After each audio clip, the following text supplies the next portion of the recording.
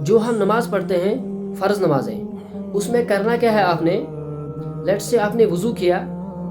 آپ نے نماز پڑھنا شروع کی،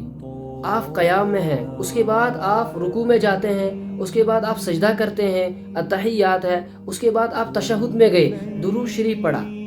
تو رسول اللہ صلی اللہ علیہ وسلم نے کیا فرمایا؟ درود شریف پڑھنے کے بعد سلام پھیرنے سے پہلے کا جو وقت ہے اس میں آپ نے کیپٹلائز کرنا ہے، اور جو دعائیں آپ کو آتی ہے یا آپ مانگنا چاہتے ہیں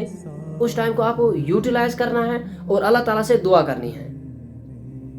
دس از دا رائٹ ٹائم کہ آپ اللہ تعالیٰ سے دعا کریں، اور عربی میں دعائیں سیکھنے کی کوشش کریں۔ اگر آپ کو یاد نہیں ہے تو آپ کے لیے جو بھی لینگویج کنویننٹ ہے تو آپ اس کو یوز کر سکتے ہیں، استعمال کر سکتے ہیں، اور انشاءاللہ آپ اس میں دعا کر سکتے ہیں۔